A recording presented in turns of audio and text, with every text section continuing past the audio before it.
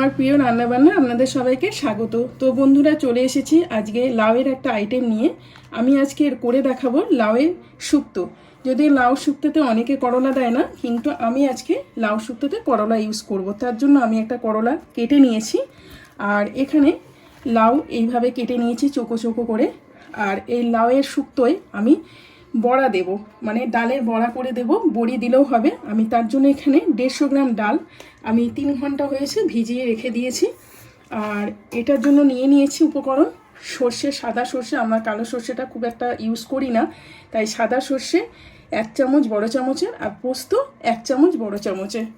আর এখানে নিয়েছি আদা বাটা, এখানে আছে আমার 1 বাটি দুধ, এখানে আছে একটা তেজপাতা আর 3টে শুকনো লঙ্কা, এখানে আছে কিছুটা মেথি। হয়তো আপনাদের মনে প্রশ্ন আসতে পারে যে করলা দিলে মেথি কেন দেয়। মেথিটা জাস্ট মানে গন্ধটা খুব সুন্দর ছাড়ার জন্য। আর এতে নিয়েছি রাঁধুনি, এই যে রাঁধুনি। তো এটা আমি রান্না করব সম্পূর্ণ সর্ষের তেলে। তো চলুন বন্ধুরা, আগে আমি যেটা করব সেটা হচ্ছে আমি ডালটা পেস্ট করে নেব। তার জন্য একটা মিক্সিং জার আমি নিয়ে নিয়েছি। তো মিক্সিং জারে পুরো ডালটা আমি দিয়ে দিচ্ছি। বন্ধুরা, আমার ডালটা পেস্ট করা হয়ে গেছে, ডালটা আমি রেখে দিলাম। এবারে ছোট একটা মিক্সিং জারে আমি আগে থেকে ভিজিয়ে নিলাম সর্ষে আর পোস্তটা। এইবারে এতে আমি ওই রাঁধুনিটা দিয়ে দিলাম, আর রাঁধুনি দেওয়া হয়ে গেছে। এবারে আমি মেথিগুলো আমি একটুখানি নিয়েছি, শুধু জাস্ট গন্ধটার জন্য আমি একসঙ্গে সব পেস্ট করে নেব। ডালটায় আমি একটু নুন দিয়ে দিচ্ছি, এবার একটু ভালো করে ফেটিয়ে নেব।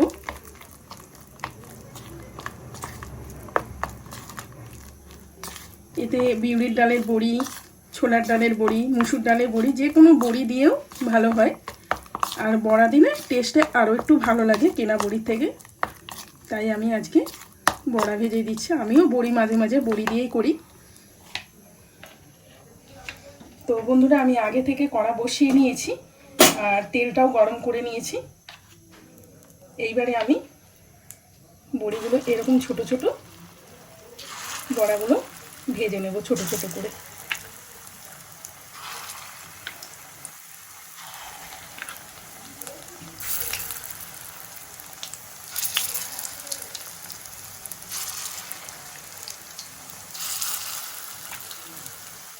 তো বন্ধুরা, আমার বড়া ভাজাগুলো হয়ে গেছে। এবার আমি এই যে তুলে নিলাম।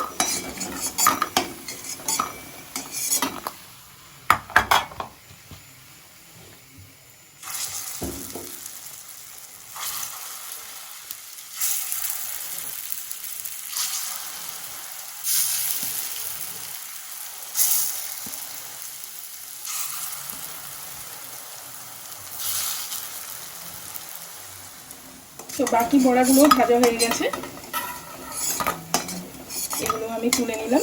এইবারে আমি করলাটা আর একটু তেল দিয়ে করলাটা ভাজবো।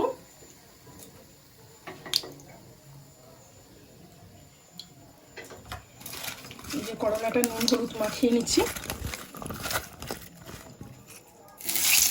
করলাটা একটু লাল লাল করে ভাজবো।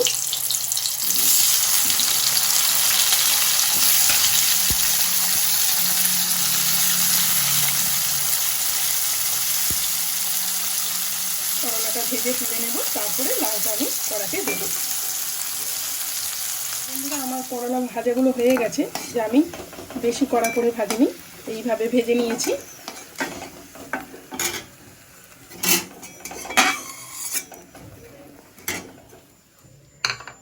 এইবারে আমি এতে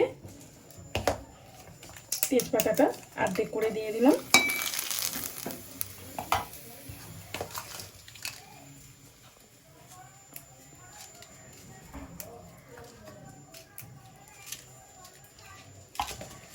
এইবারে এতে আমি, যেহেতু আমি এতে রাঁধুনি আর মেথিটা পেস্ট করে নিয়েছিলাম, তাই জন্য আমি 5 ফোড়ন সামান্য একটু দিয়ে দিলাম, আর শুকনো লঙ্কা 3টে দিয়ে দিলাম।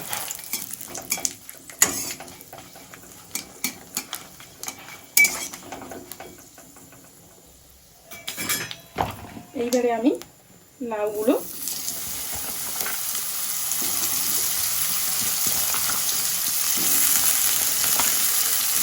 এইভাবে তুলে দিলাম, সবটাই তুলে দিলাম।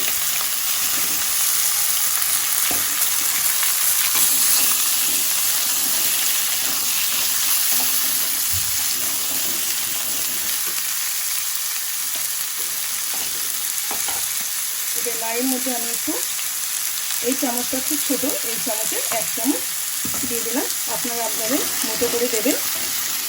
আমি এতে ওই ছোটো চামচের 1 চামচ নুন দিয়ে দিয়েছি। নুনটা দিলে কী হয়, লাউয়ের জলটা বেরিয়ে যাবে।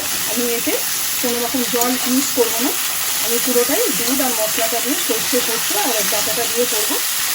লাউটা একটু নেড়ে নিচ্ছি। এতে আমি সামান্য একটু হলুদ ইউজ করছি, এই চামচে 1/2 চামচেরও কম আমি হলুদ ইউজ করলাম। আপনারা চাইলে হলুদ নাও দিতে পারেন, সাদা সাদা রাখলেও হয়। জল বেরিয়ে গেছে, লাউটা অনেকটা সেদ্ধ হয়ে গেছে। এইবারে আমি এতে একটু আদা দিয়ে দিলাম, তারপরে একটু নেড়ে নেব আদাটা দিয়ে।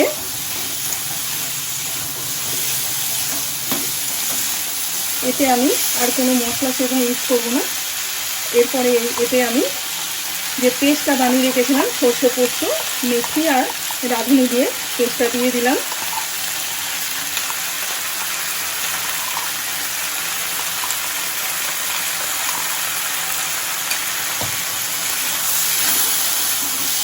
পেস্টটা দিয়ে একটু নেড়ে নিতে হবে ভালো করে।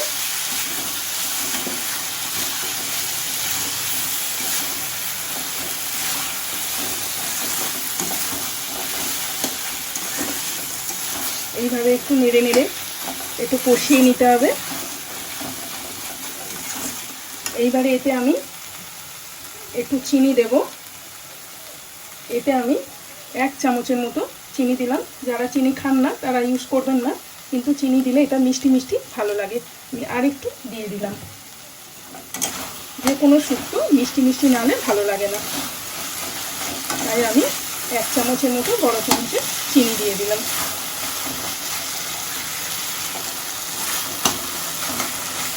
এটা কষা হয়ে গেছে। এইবারে আমি এতে দুধটা ঢেলে দিলাম।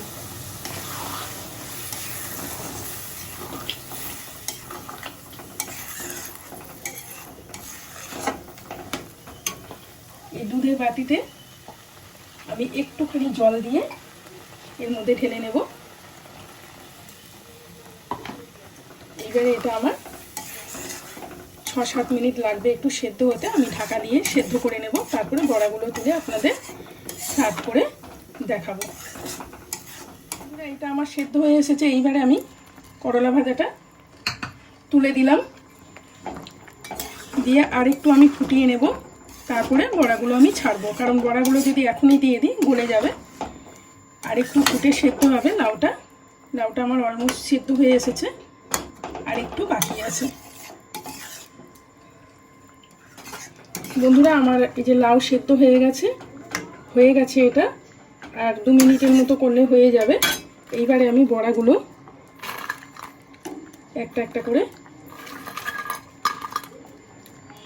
তুলে দিলাম। আমার হয়ে গেছে। এইবারে আমি একটু এতে ঘি অ্যাড করলাম,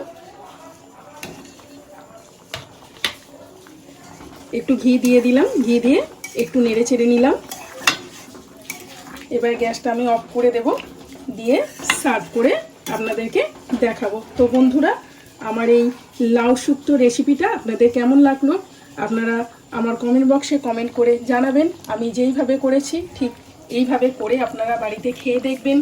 অবশ্যই আমার চ্যানেলটাকে এবং আমার রেসিপিটাকে দেখে আমার চ্যানেলটাকে লাইক করবেন, শেয়ার করবেন, পাশে থাকা বেল আইকনটি প্রেস করে অল নোটিফিকেশনে সেট করে দেবেন এবং সাবস্ক্রাইব করতে ভুলবেন না।